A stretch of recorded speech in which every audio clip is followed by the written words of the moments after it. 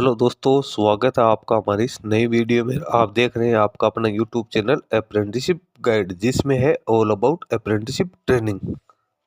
दोस्तों, इस वीडियो में अपन बात करेंगे हिंदुस्तान एयरोनॉटिक्स लिमिटेड LCA तेजस डिवीजन बेंगलोर कॉम्प्लेक्स की ओर से जारी किया गया कस्टमर बेसिस के लिए जो नॉन एग्जीक्यूटिव रिक्रूटमेंट निकाली गई है उसके नोटिफिकेशन के बारे में। तो यहाँ पे जो वैकेंसी निकल के आई वो LCA तेजस डिवीजन है, उनके कैंडिडेट्स के लिए यहाँ पे टेन्योर बेसिस वैकेंसी निकाली गई मैक्सिमम 4 साल के लिए। नॉन एग्जीक्यूटिव कैडर के अंदर में जो हेलीकॉप्टर MRO डिवीजन है, मिसामारी, कोच्चि, चेन्नई और मनून, उन लोकेशंस के लिए यहाँ पे रिक्रूटमेंट है वो निकल के आइए। सबसे पहले तो आप यहाँ पे number of post, vacancy breakup, qualifications, experience requirement देख सकते हैं। डिप्लोमा टेक्नीशियन, इलेक्ट्रीशियन में OBC की 3, अनरिजर्व की 1, regular full time diploma electrical and electronics engineering branch में 10+3 एग्जामिनेशन सिस्टम में होना जरूरी है। डिवीजन ऑफ पोस्टिंग आप देख सकते हो। डिप्लोमा टेक्नीशियन इलेक्ट्रॉनिक्स के अंदर OBC की 3 है, SC की 2 है, इसमें फुल टाइम रेगुलर डिप्लोमा मांगा गया है। डिप्लोमा टेक्नीशियन मैकेनिकल की EWS की 1, OBC की 4, SC की 2, ST की 2, रिजर्व की 1, रेगुलर फुल टाइम डिप्लोमा।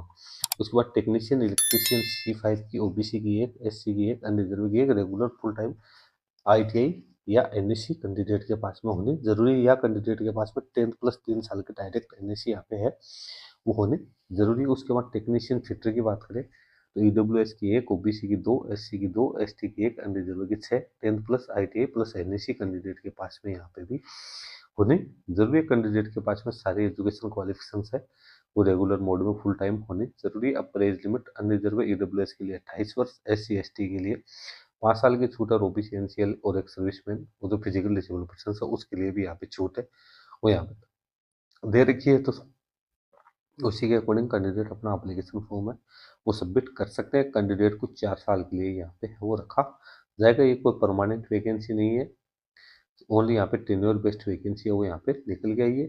इसमें आप प्लेस ऑफ पोस्टिंग कहाँ कहाँ रहेगी तो आप देख सकते हो। मिस्सामारी में D6 की 1 पोस्टिंग होगी, कोच्चि में D6 की 7 वैकेंसी, C5 की 12 वैकेंसी, चेन्नई में डिप्लोमा टेक्नीशियन की 6 और यहाँ पे टेक्नीशियन की 3 और मामून है उसमें D6 के 5 पोस्टिंग है वो यहाँ पे रखी गई। उसके वहाँ कैंडिडेट का ट्रांसफर है वो कहीं भी किया जा सकता है। रिम्यूनरेशन आप देख सकते हो। डिप्लोमा टेक्नीशियन के लिए 23,000 प्लस जो भी अदर अलाउंस है जो वो मिलेंगे, और टेक्नीशियन के लिए 22,000 प्लस जो भी अदर अलाउंस है जो वो कैंडिडेट के यहाँ पे वो पेड ये जाएंगे। सिलेक्शन प्रोसेस है तो कैंडिडेट का सिलेक्शन है जिन कैंडिडेट को स्पॉन्सर करती है एम्प्लॉयमेंट एक्सचेंज, तो उन कैंडिडेट का रिटर्न टेस्ट के आधार पर सिलेक्शन होगा। यानी जिन कैंडिडेट का एम्प्लॉयमेंट एक्सचेंज में रजिस्ट्रेशन है उन कैंडिडेट के पास में यहाँ पे एक मैसेज है वो जाएगा HAL की ओर से। उसमें एक विशेष रेफरेंस नंबर होंगे, उस रेफरेंस नंबर के आधार पे आप अपना एप्लीकेशन फॉर्म है वो यहाँ पे सबमिट कर सकते हो। रिटर्न टेस्ट की डेट के बारे में आपको सारी जानकारी HAL की वेबसाइट या ईमेल के जरिए आप लोगों को है वो दे दी जाएगी।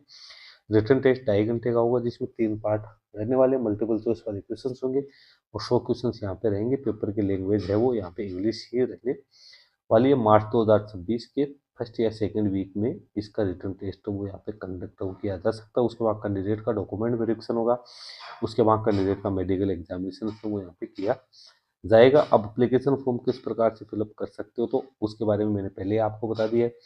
फिर भी आप लोग चाहो तो यहाँ पे जो हाउ टू अप्लाई है इसको इम्पोर्टेंट आप देख सकते हो। जो भी स्पॉन्सर्ड है कंसर्न एम्प्लॉयमेंट एक्सचेंज तो वो यहाँ पे कम्युनिकेशन है वो प्राप्त करेंगे ईमेल के जरिए, जिसमें यूनिक HAL रेफरेंस नंबर होंगे और वही कैंडिडेट एलिजिबल रहेंगे पोस्ट के लिए। तो कैंडिडेट को ये HAL रेफरेंस नंबर प्रोवाइड करते हुए आप अपना एप्लीकेशन फॉर्म है वो सबमिट कर सकते हो। ये जो रेफरेंस नंबर है नॉन ट्रांसफरेबल रहेंगे और आप दूसरे लोगों के साथ शेयर है वो नहीं कर सकते हो।